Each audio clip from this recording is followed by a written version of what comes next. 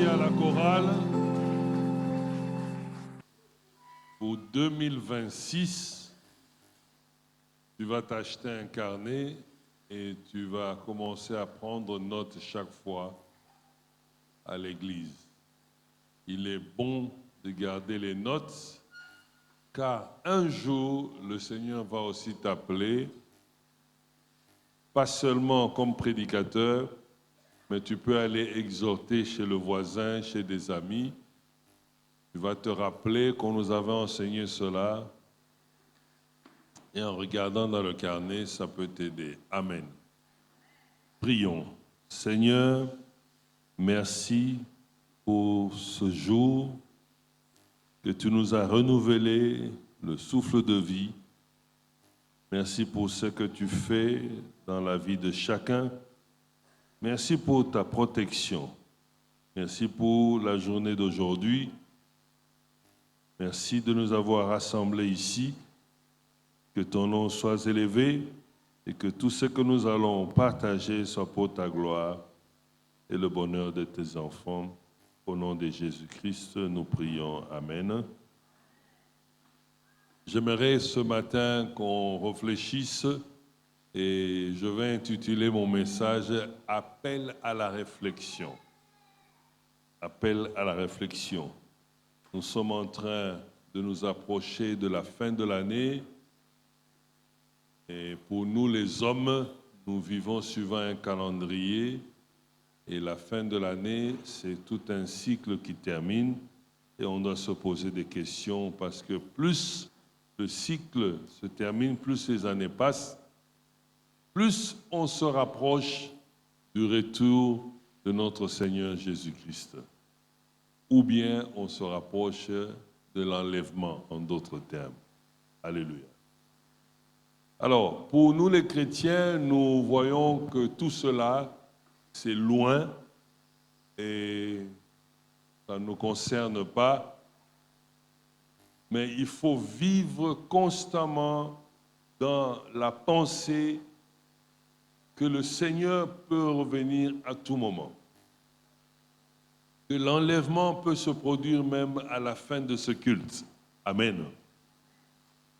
Alors on se pose la question et on veut réfléchir. Voici mon verset, Genèse chapitre 41, verset 33. Il est écrit ceci, « Maintenant que Pharaon choisisse un homme intelligent et sage et qu'il le mette à la tête du pays d'Égypte. » Amen. Maintenant que Pharaon choisisse un homme intelligent et sage et qui le mette à la tête du pays. J'aimerais seulement rester sur ces deux qualificatifs. Être intelligent et sage. Je crois que ce n'est pas donné à nous tous d'être intelligent et sage. L'intelligence, c'est cette faculté que nous avons de comprendre, de saisir par la pensée, d'accumuler par la mémoire. Et quand nous sommes à l'école, ceux qui étaient très doués en arithmétique à l'école primaire, on les appelait des enfants intelligents, parce qu'ils pouvaient reproduire et avoir beaucoup de points. Si tu sais mémoriser à l'école primaire ou à l'école secondaire, tu vas reproduire ce que tu as mémorisé et tu seras sûrement parmi les 3 premiers de votre classe, n'est-ce pas? Mais cela ne veut pas dire que tu es sage. La sagesse est différente de l'intelligence. On a vu des enfants très sages à l'école, très intelligents à l'école, mais ils ne sont pas sages dans la vie. C'est pour cela, vous allez voir que ceux qui étaient les meilleurs à l'école ne sont pas nécessairement ceux qui réussissent dans la vie. Amen. Nous devons être intelligents, mais au-dessus de cela, nous devons être sages. La sagesse, c'est cette qualité que nous avons ou quelqu'un peut avoir et fais preuve des jugements droits, sûrs et avertis dans ses décisions. On réfléchit avant de prendre la décision. Quand je regarde ma vie, je peux imaginer, j'étais au bureau là-bas, je réfléchissais à une situation qui s'est passée il y a 20 ans, j'ai dit, je n'étais pas sage devant cette situation. Alléluia. Alors, je t'appelle à réfléchir. Il faut qu'on arrive à commencer à se poser des questions. Et la première question que j'aimerais te poser, ou que je me pose aussi, en cette année ici qui se termine, et les années qui vont venir, c'est de savoir qu'est-ce que je veux devenir. Qu'est-ce que tu veux faire de ta vie? Amen. J'aime l'église au Congo parce qu'on danse beaucoup. Il n'y a pas une église qui danse mieux que nous. J'aime l'église au Congo parce qu'on chante bien.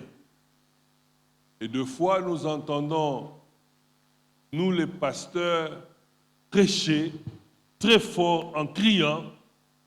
Et les fidèles disent, le pasteur là, il prêche avec onction. Mais très peu d'entre nous, nous voulons réfléchir. Où est-ce que tu veux devenir? Qu'est-ce que tu veux devenir? Où est-ce que tu veux amener ta vie? Est-ce qu'on vient à l'église parce qu'il y a des besoins? On a besoin de cela.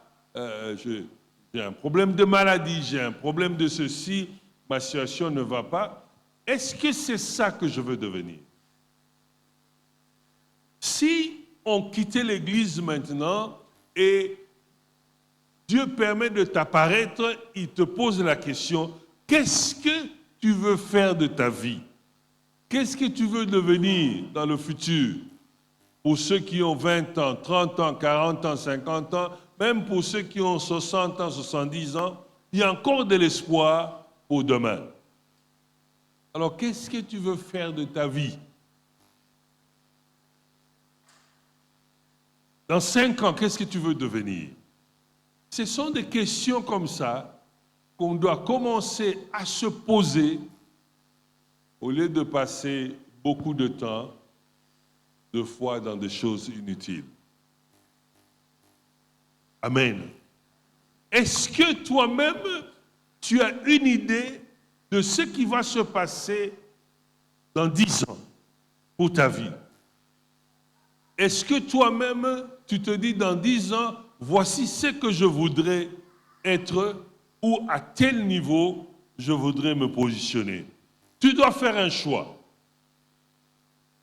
Tu dois nécessairement faire un choix et dire, voilà ce que je voudrais devenir. Et une fois que tu découvres cela, maintenant tu peux commencer à travailler avec l'aide du Saint-Esprit, avec les enseignements bibliques pour accéder à ce niveau-là. Mais si nous voulons vivre au hasard, alors même la mort va nous surprendre ou carrément l'enlèvement va nous surprendre. Alléluia. Ma question ce matin, c'est de te demander, de me demander, qu'est-ce que je veux devenir dans 2 ans, dans 3 ans, dans 4 ans, dans 15 ans? Qu'est-ce que je veux devenir?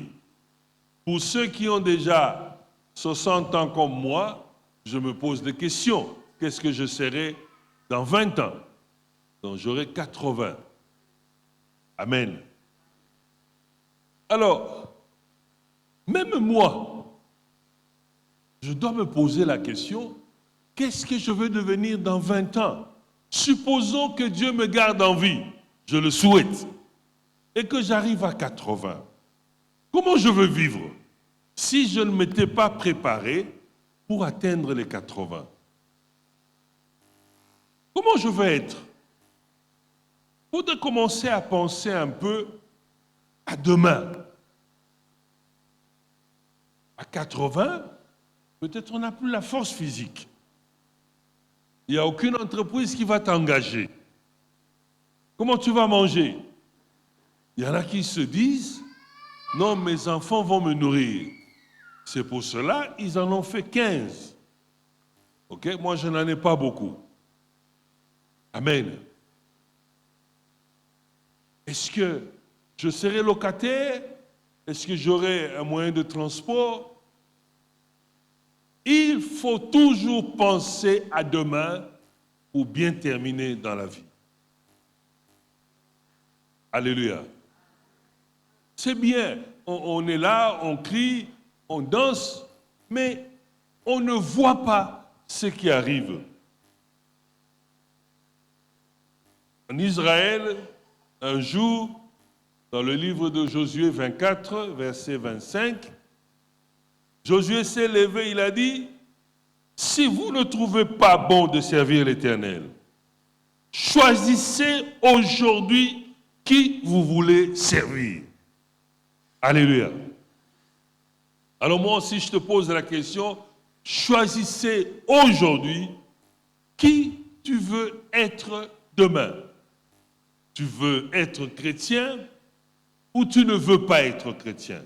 Si je veux être chrétien, je dois m'y mettre. Je dois avancer.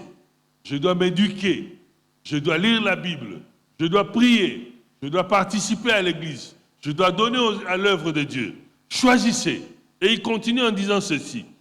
Ou les dieux, donc vous choisissez, ou les dieux que servaient vos pères au-delà du fleuve, ou les dieux des Amoréens dans le pays dans lequel vous habitez.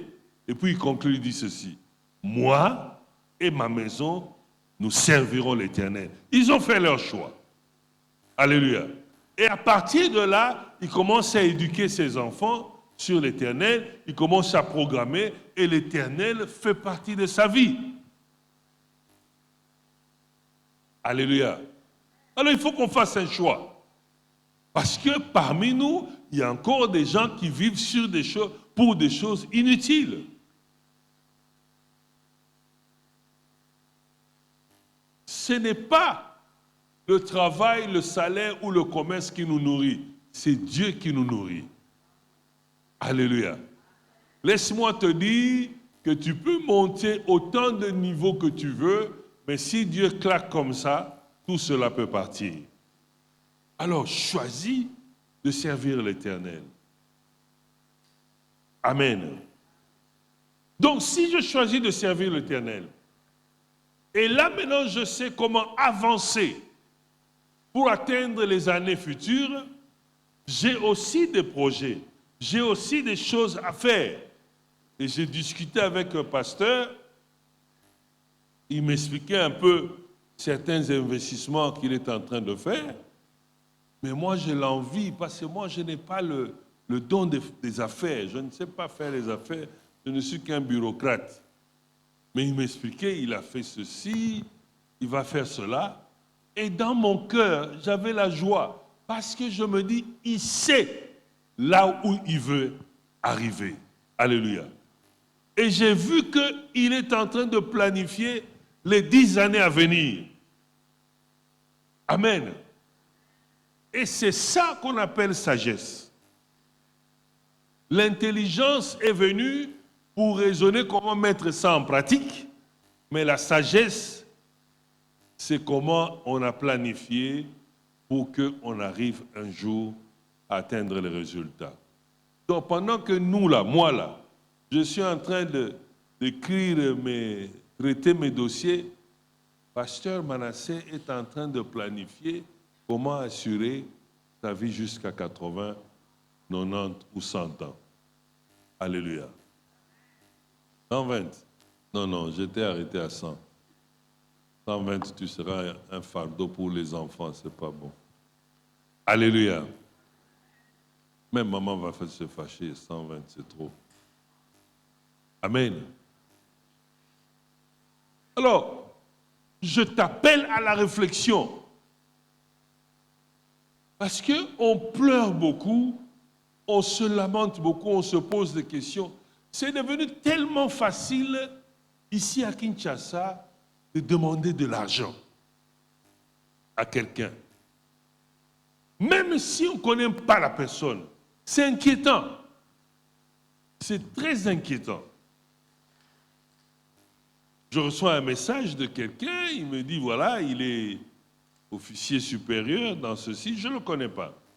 Je ne réponds pas, 2 fois, 3 fois, 4 fois, il m'appelle au téléphone. Non, mais je t'ai écrit, je dis, monsieur, je ne te connais même pas.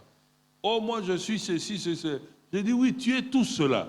Mais moi, je ne t'ai jamais vu, je ne te connais pas. Alors, je ne te connais pas. La première des choses que tu m'écris, c'est pour demander de l'argent. Est-ce que tu as ramassé mon numéro de téléphone quelque part? Tu gares la voiture quelque part et tu veux monter, tu vois quelqu'un qui s'approche, non, oncle Atamaï. Mais je ne te connais pas. Laisse-moi de mon propre corps, de mon propre cœur, te donner. Pourquoi? Parce qu'on ne veut pas réfléchir. Si on ne réfléchit pas, on glisse vers une vie facile. Et la vie facile, c'est de demander aux autres d'abord, il y a Bango et Sila, et puis après on va manger le nôtre. Alléluia.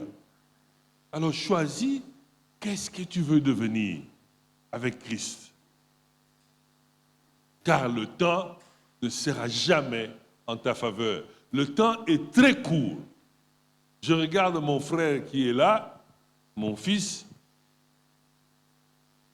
Il pense peut-être qu'il a du temps. Mais moi, je me rappelle, j'avais son âge. Et en un clin d'œil comme ça, pouf, ça change. Alléluia. C'est comme ça que la Bible dit, dans Ecclésiaste, il dit, jeune homme, réjouis-toi de ta jeunesse, mais sache que pour cela, Dieu t'appellera en jugement. Alors réfléchissons. Josué a dit, moi et ma maison, nous allons servir l'Éternel. Il a fait son choix. Maintenant, sur base de son choix, il va planifier pour réaliser ce choix-là. Alléluia. Ah, tout le monde me regarde là et dit, mais oui, on va les chasser. Et vous allez continuer à les chasser. Mais il faut réfléchir. Si on a une église des gens intelligents et sages, nous allons avancer plus rapidement. Très même rapidement. Parce que nos actes que nous allons poser, on mettra la sagesse. Et notre façon d'accumuler ce qu'on nous enseigne, on mettra l'intelligence. Et nous serons des super. Mais nous devons faire le choix et savoir où est-ce que je suis en train de partir. Alléluia. Le choix qu'on peut faire dans ce qu'on va devenir demain peut être influencé de plusieurs manières. Je peux faire le choix d'être comme pasteur Manassé. C'est mon choix. Ça veut dire que la personne de pasteur m'a influencé parce que j'aime sa vie, j'aime son modèle de vie, sa façon de vivre, ça m'influence. Donc le choix qu'on peut avoir peut être influencé par le monde, par la publicité, par l'entourage. On a vu quelque chose à la télévision, ça nous influence. Et beaucoup de nos choix que nous faisons, c'est influencé par le monde carrément. Amen. Quand je dis, je voudrais être médecin, peut-être parce que j'ai vu un médecin quelque part là-bas. Mais le choix peut être aussi influencé par le désir profond que nous avons. Toi-même, à l'intérieur de toi, tu as toujours rêvé que quand je vais grandir, ou quand j'aurai les moyens, ou si je travaille durement, je pourrai construire une entreprise. C'est ton choix. Alléluia.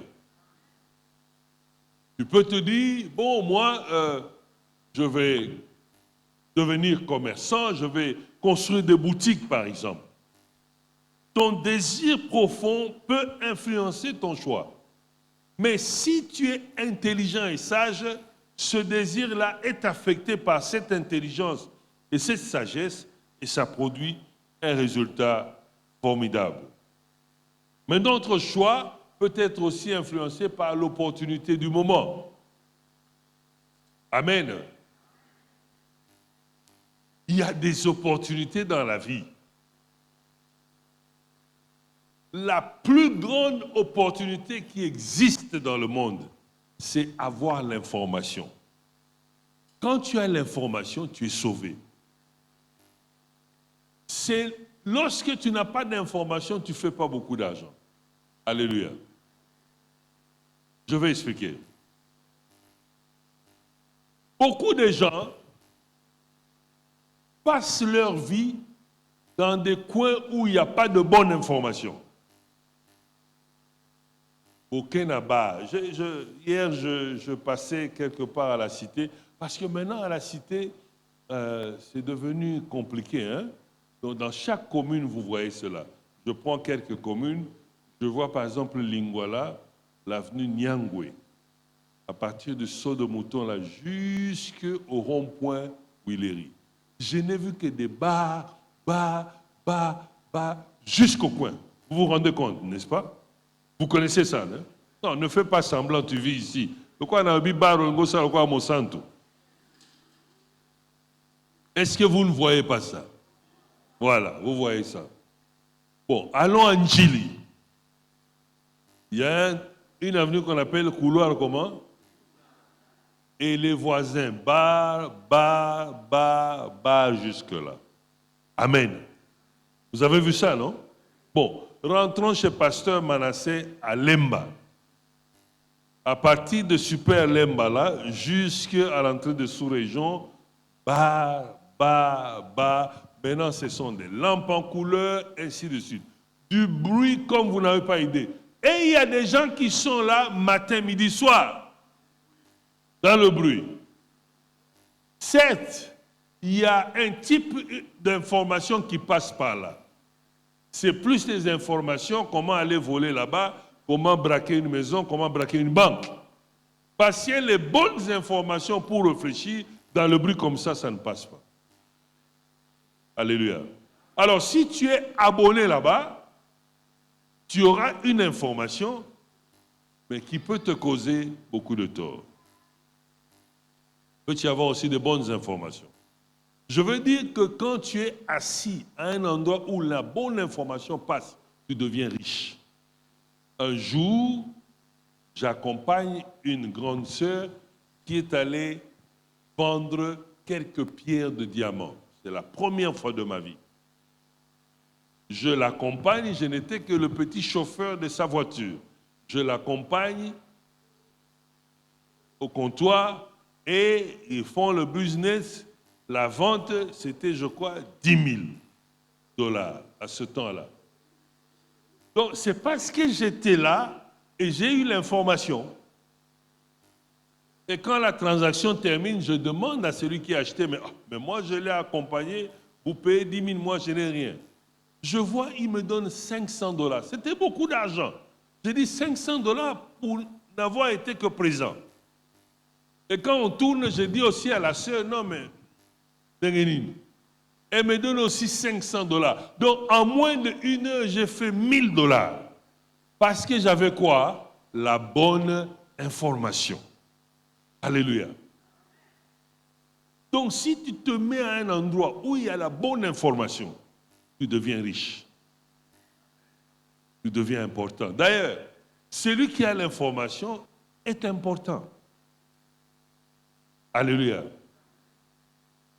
Donc, ce que nous devenons, nos choix, peuvent être aussi influencés par les opportunités du moment.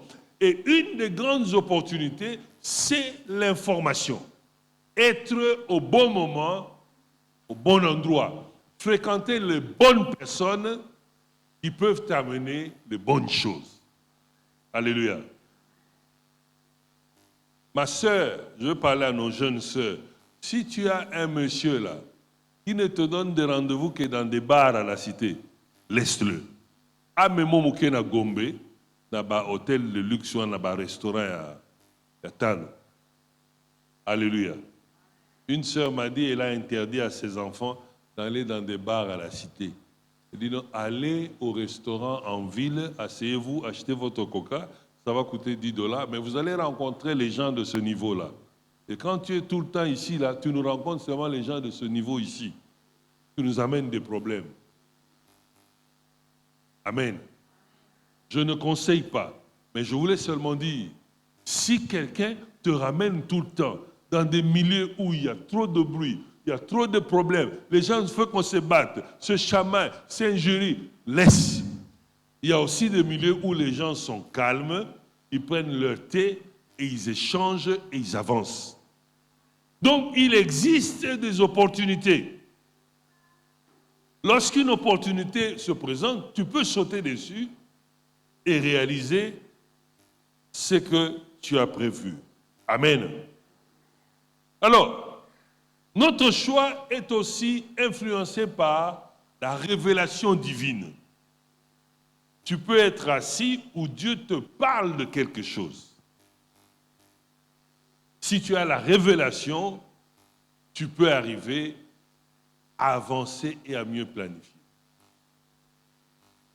La révélation, ce n'est pas seulement le prophète m'a dit, le pasteur m'a dit, l'évangéliste ou un homme de Dieu, une femme de Dieu. Non, c'est toi-même avec Dieu. Et Dieu peut te parler et te donner la révélation. Alléluia. Vous savez, j'ai expérimenté quelque chose. Il y a quelques années, 5 ans peut-être, 10 ans, un monsieur qui était évangéliste était très malade, il devait aller en Inde. Il m'a dit qu'il avait un terrain, c'était 1 hectare ou quoi là, dans la bourse là-bas, il a dit Ensélé. Moi j'étais très content, j'ai dit Ensélé c'est bien. Mais il m'amène dans la bourse au-dessus, derrière Kimbanseke. Je vois le terrain en question, je dis mais mon cher, tu n'es pas sérieux. Zambaboué, qu'est-ce que moi je viens de faire ici? D'abord, il n'y a pas de route, même en voiture, on a souffert. Il dit non papa, je dois aller me faire soigner, aide-moi. Donne-moi seulement $2000 et prends ce terrain. Je dois aller me faire soigner, ça ne va pas. Et j'entends à ce moment-là, dans la brousse, une voix qui me parle, qui dit, achète, tu revendras dans quelques années. Je dis, ça ce n'est pas Dieu. Dans la brousse comme ça, il n'y a rien, je peux... Il dit, achète, tu revendras dans quelques années. Finalement, j'ai pu rassembler $2000, j'ai donné à ce frère. Et puis, j'ai essayé de protéger le terrain. Mais c'était la brousse. Aller en voiture, pénible. Mais un jour, quelqu'un a décidé de construire une route. Comment on appelle la route là? Rocade. Hein? La rocade est passée par là. Dans la brousse là. Amen. Et un jour, j'avais un problème sérieux que je devais résoudre qui demandait beaucoup d'argent. Et on me rappelle qu'il fallait maintenant vendre le terrain. Vous savez ce que j'ai fait? J'ai pris le terrain, j'ai coupé des parcelles, des petits morceaux, j'ai sorti au moins 30 parcelles. Et j'ai vendu chaque parcelle à $2000. Vous voyez? Quand Dieu te donne la révélation, ça produit toujours un bénéfice. Alors, si je fais le choix de là où je vais être et que je remets tout entre les mains de Dieu, je consulte Dieu, je ouvre mon cœur à Dieu et je ne vois pas d'abord les individus. Je peux avoir des conseils, mais je prie, je planifie ma vie dans la sagesse, je pose mes pas. Lorsque Dieu donne la révélation, le résultat est toujours meilleur. Alléluia. Donc, je n'ai pas voulu vendre ça cher, j'ai seulement gardé le prix de 2000. Alors qu'à côté, le même terrain se vendait déjà à 3000 ou plus. Et les gens autour disent, papa, comment toi tu fais pour vendre? Les terrains là sont partis comme du pain. Amen. Bon, toi qui as beaucoup étudié, tu es intelligent, fais maintenant 30 fois 2. C'est ce que j'ai mis en poche. Alléluia. Ça m'a permis de réaliser quelque chose que j'avais comme vision. Proverbe 16, verset 3 dit, « Recommande à l'Éternel tes œuvres et tes projets feront quoi? Réussiront. » Amen. Je demande, il y a beaucoup de jeunes ici, je vous pose la question, quels sont vos projets? Qu'est-ce que vous voulez devenir? Ben, si toi tu penses qu'il faut aller vivre à l'étranger, c'est mieux. C'est un projet, je suis d'accord avec toi. Si c'est ça ton projet, donne-toi le cœur, ouvre ton cœur, présente à Dieu, prie et avance. D'autres se disent, dans 3 ans, je dois me marier. C'est un projet, prie pour cela, prépare-toi et avance. Certains se disent, je dois acheter une parcelle, c'est un projet, je dois faire ceci. Chacun de nous doit réfléchir, dans 10 ans, qu'est-ce que je dois devenir? Alléluia. Alors, si on veut être sage, il faut qu'on ait aussi un peu de vision dans ce qu'on fait. Si tu veux être sage, il faut avoir la vision. Je ne veux pas aller très loin, mais je voudrais te dire ceci. Il y a la partie spirituelle où nous nous confions totalement à Dieu. Nous avons le temps qui est difficile pour nous tous, parce qu'on ne peut prévoir qu'avec le temps. Alléluia.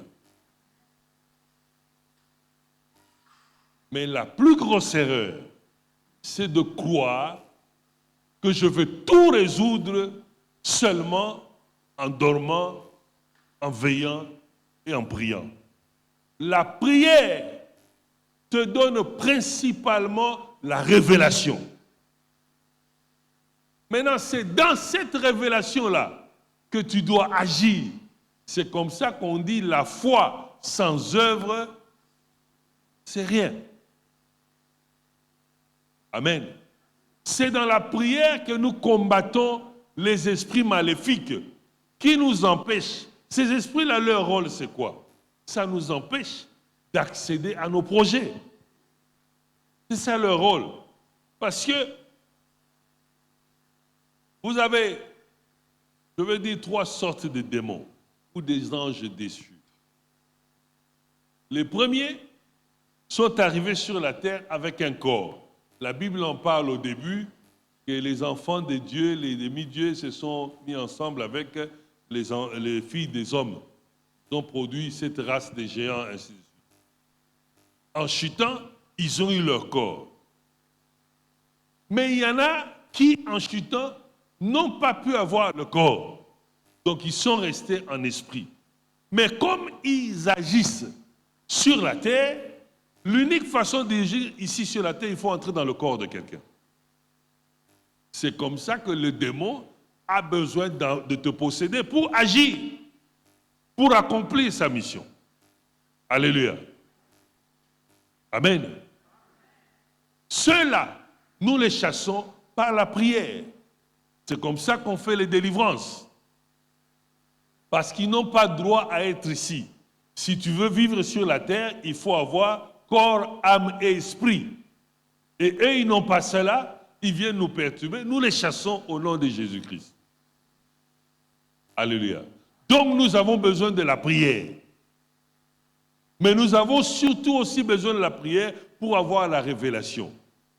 Pourquoi les gens échouent dans leurs projets? Parce qu'ils copient trop. Alléluia. Il n'y a pas longtemps, vous vous rappelez, pour ceux qui ont grandi déjà, il fut un temps on appelait des Banalunda. Banalunda. Ça avait régné ici. Il y avait des jeunes qui allaient à Lunda Nord ici et faisaient du diamant et revenaient, ils vendaient le diamant, ils faisaient n'importe quoi dans la ville. Où sont-ils aujourd'hui? Ils ont disparu. N'est-ce pas? Quand nous étions enfants, il y avait un vol de la compagnie aérienne Air Zahir Pour ceux qui ne le savent pas, on avait une compagnie qui s'appelait Air Zaïre. Toi qui as moins de 20 ans là, on avait une compagnie qui s'appelait Air Zaïre qui quittait ici jusque déposer les gens en Belgique, en Hollande, en France, tout cela. C'était très bien coté, mais bon, c'est tombé. Amen. Air Zaïre avait un vol où on allait à Lomé. Et toutes les mamans allaient à Lomé pour acheter les pagnes. On les appelait les mamans à Lomé. Où sont-elles aujourd'hui? Disparues. Alléluia. Alors, si toi tu les avais copiées, tu vas disparaître aussi. Quand Dieu te donne la révélation et il te dit, mets-toi ici au coin, c'est au coin là que tu feras ta richesse. Mais si seulement tu as la révélation. Amen. Alors, j'aimerais conclure pour te dire ceci. Si tu peux te décider et faire le choix, le chemin que je veux suivre, qu'est-ce que je veux devenir demain ou après-demain, et que tu mets toute ton intelligence et ta sagesse dans la prière pour y arriver, alors tu dois aussi te donner quelques objectifs pour avancer. On échoue parce que nos objectifs, deux fois, sont trop grands. Donne-toi des objectifs bien spécifiques que l'année prochaine, je vais acheter un carnet et je prendrai note chaque fois qu'on prêche. J'ai demandé à ma femme, il y a une semaine, je dis, quel est ton objectif pour 2026? Elle me dit, commencer 2026 avec 5 kilos de moins. J'ai dit, ok, alors pour enlever 5 kilos, tu vas faire quoi? Elle dit, toi, mon mari, tu veux m'acheter un abonnement dans une salle de gym. Donc j'étais obligé d'aller acheter un abonnement à la salle de gym. Maintenant, je la surveille.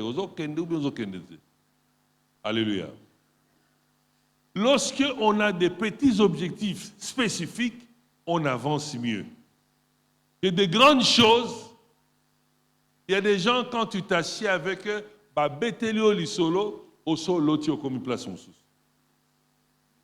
ils ont de grandes choses. Alléluia. Donc, donne-toi des objectifs spécifiques. Ensuite, donne-toi aussi des objectifs que tu peux mesurer. Que je vais ouvrir un dépôt, donc tu peux mesurer un dépôt, c'est un dépôt. Et dans 3 ans, 5 ans, je vais avancer à avoir un deuxième dépôt. Je veux commencer avec un travailleur, mais dans 5 ans, je veux en avoir 10. Tu peux mesurer. Alléluia. C'est difficile pour un pasteur pour dire, je veux faire 50 délivrances. Non. Je veux prêcher dans 1000 églises. Non. Mais je vais implanter 3 cellules, oui. Alléluia.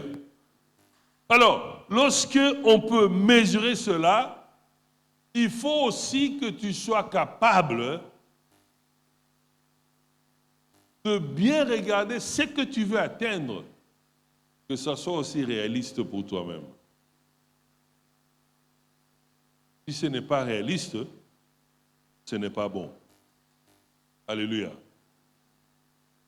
Si ce n'est pas réaliste, ce n'est pas bon. Quand je dis réaliste, c'est quoi? Je demandais à une maman qui vendait du pain, je dis, quel est ton projet? Elle me dit, non, papa, ngai projet nangé zalina zalala, boulangerie. Je dis, ok, c'est une bonne chose. Est-ce que Nandengo Zali, dans tes capacités, ainsi de suite, tu peux y arriver? Elle dit, alors, refais ton projet. Quand tu as une bassine, ton projet peut être cause à un 10, ou ton projet peut être un petit dépôt, ainsi de suite. Si moi je venais ici, j'ai dit mon projet, il faut que dans 5 ans ou dans 2 ans que je devienne astronaute. Les gens qui montent dans les fusées pour aller à la Lune. Ce n'est pas réaliste. Ou je veux devenir pilote. Ce n'est pas réaliste. C'est trop tard pour moi. Parce que pour piloter, il y a un certain âge. Il y a beaucoup de choses à apprendre. Amen. Mais si mon projet, je dis, dans 5 ans, je peux me construire un petit appartement et mettre en location, ça devient réaliste. Alors, beaucoup meurent avec des grands projets. Il faut célébrer les petites victoires que de grands échecs. Quand on célèbre la petite victoire, ça nous donne la force. Mais quand tu as un échec grand, ça t'enfonce. Alors, deux fois, quand on veut rêver grand, oui, on veut rêver grand, mais il faut qu'il y ait des étapes. Et chaque étape réussie, ça te donne la force de monter encore. Chaque étape, ça te donne la force de monter encore. Alléluia. Amen. Ce matin, je suis venu pour t'enseigner et te faire réfléchir. C'est la fin de l'année, il faut réfléchir. Zambago Pambolabino, amen. Combien de fois on a dit ça? Tu es toujours au même endroit. Il est temps que tu réfléchisses. Ce que tu veux faire, que ça soit approprié aussi. Voilà un homme comme moi, pasteur, et je viens construire un petit hôtel de passage pour les gens. Ce n'est pas approprié. Je ne peux pas, moi, Guy, les gens me respectent, pasteur, et je vais dans ces coins-là, je prends aussi un stand, la Tijuana, c'est moi qui commence à vendre la bière, les whisky, tout ça. Non, ce n'est pas approprié que je mette mon argent ailleurs. Alléluia. Alors, j'aimerais que tu te mettes debout et on réfléchit.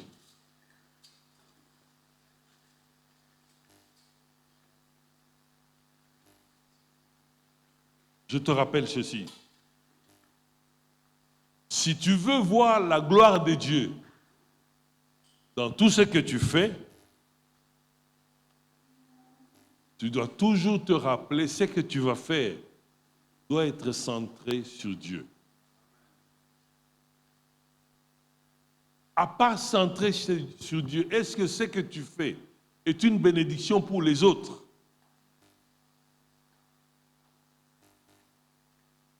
Est-ce que ce que tu fais, ça enseigne les autres?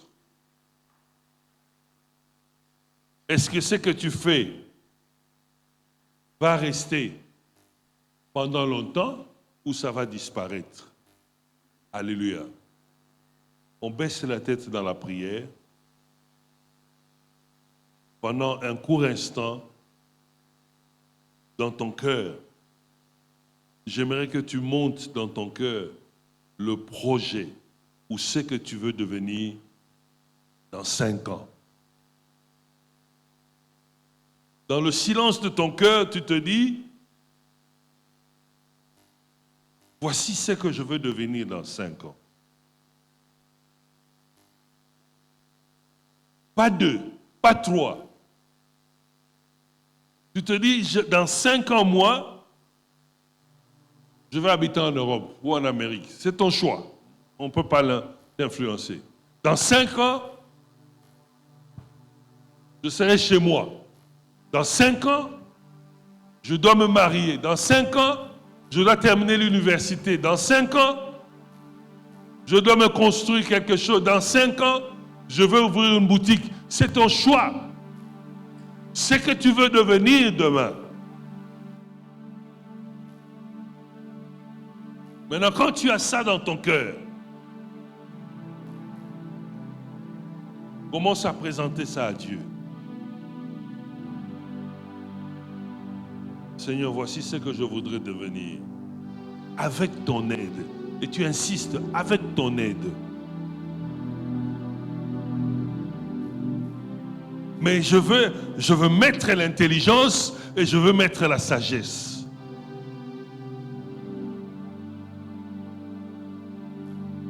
Commence à élever ta voix.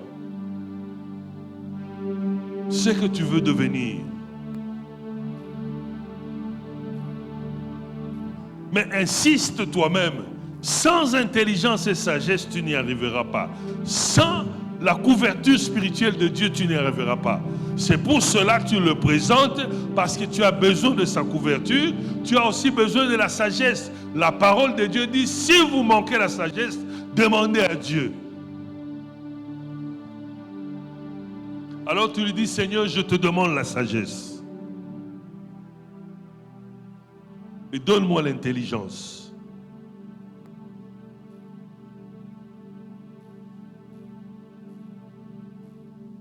Mais ce que tu as choisi de devenir dans 5 ans, ou ce que tu veux faire dans 5 ans, ce n'est pas une parole vaine pour te faire plaisir.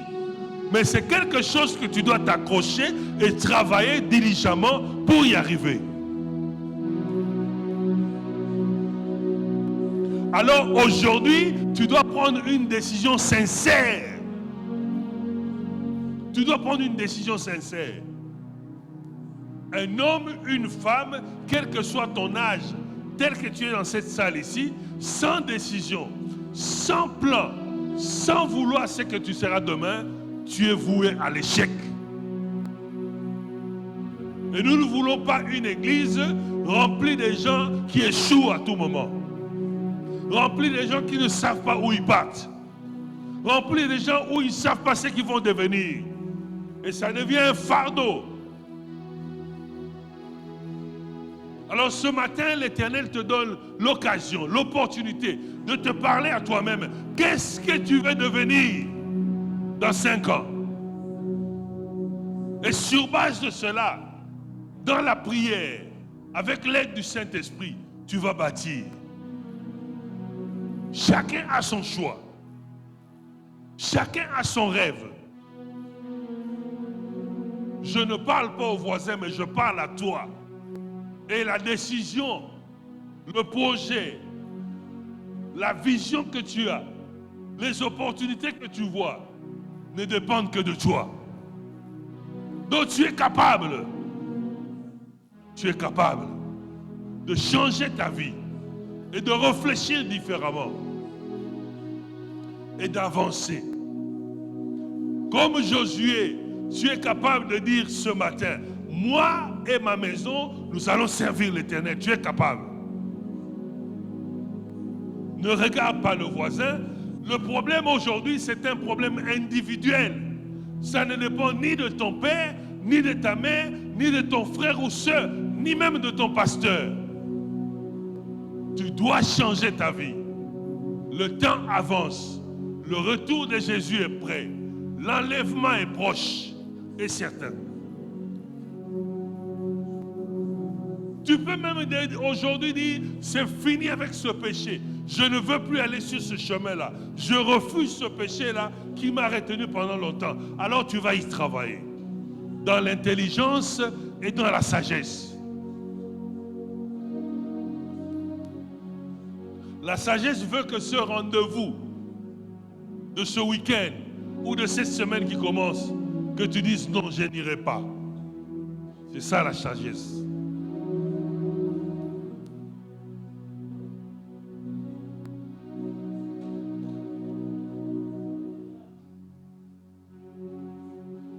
Non, je ne suis pas satisfait. J'aimerais que tu quittes un peu ta chaise, que tu puisses trouver un coin. Tu peux marcher dans l'église. Tu dois ancrer. Il faut que tu sois sincère. Donc, écoute vraiment. Est-ce que l'on est lingi pour nous commander dans 5 ans? Tu peux sortir de ta chaise. Va dans un coin. Ce que tu vas dire aujourd'hui, c'est ce que le Saint-Esprit va retenir. Et c'est là où il va t'accompagner. Tu peux marcher. Tu quittes un peu ton siège. Trouve-toi un coin calme.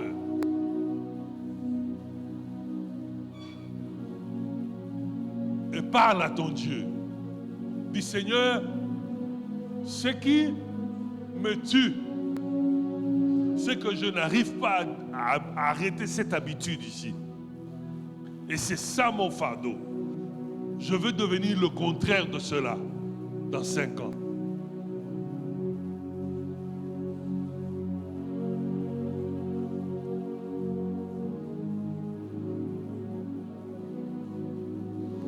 Le changement de ta vie ne viendra pas par le bruit.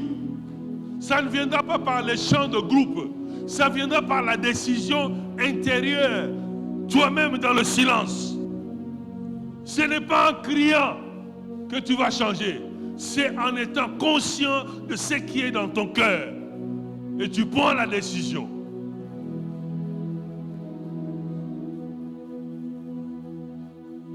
Merci de réfléchir.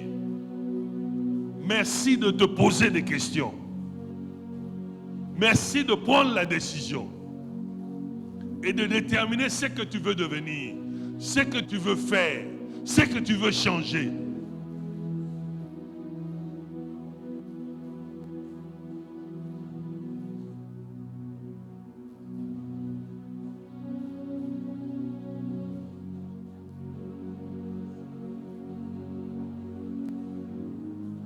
Nous voulons une église transformée, où nous tous nous battons pour devenir sages et intelligents.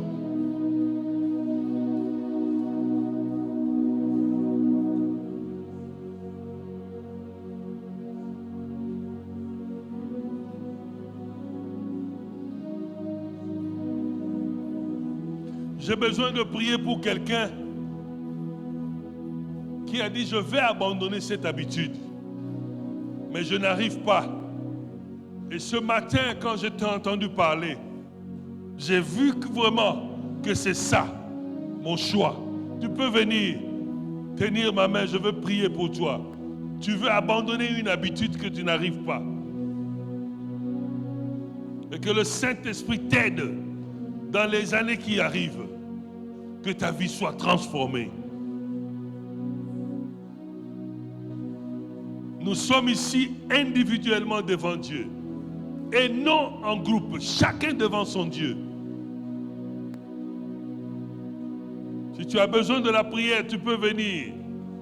On va prier pour toi, proclamer une parole et que les 5 années qui est devant puissent être différentes.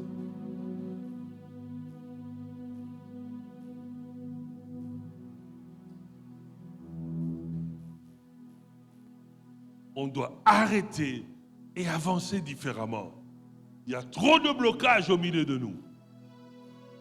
Les choses ne marchent pas.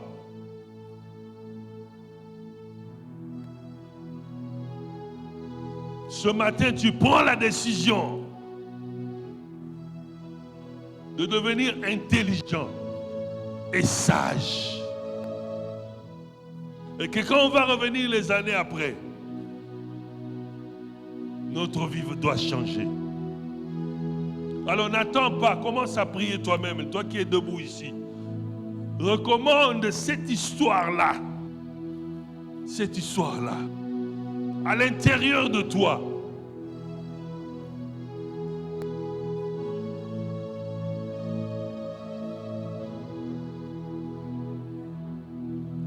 Peut-être ça peut être seulement le pardon, c'est ça qui a bloqué toute ta situation, où tu n'arrives pas à pardonner.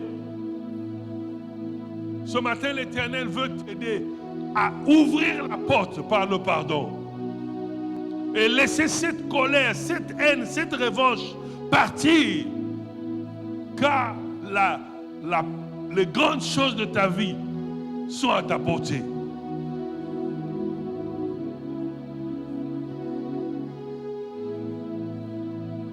J'aimerais que tu répètes après moi. Toi qui es devant, tu baisses la tête, tu vas répéter après moi. Seigneur Jésus, ce matin, j'ai écouté ta parole et je prends la décision d'être différent dans les années à venir. Je prends la décision de devenir intelligent et sage. Mes projets, je te le présente. Aide-moi à avancer et à réussir. Aide-moi aussi à changer mon comportement. Ouvre mon cœur pour que le Saint-Esprit reste en permanence. Et comme cela, je pourrai avancer avec assurance. Je me couvre dans ton sang. Et à partir d'aujourd'hui, je prends la décision. Je veux travailler pour accomplir cette vision. Au nom de Jésus-Christ. Au nom de Jésus-Christ. Au nom de Jésus-Christ. Nous acclamons pour le Seigneur. Et nous récupérons nos endroits. Au nom de Jésus-Christ.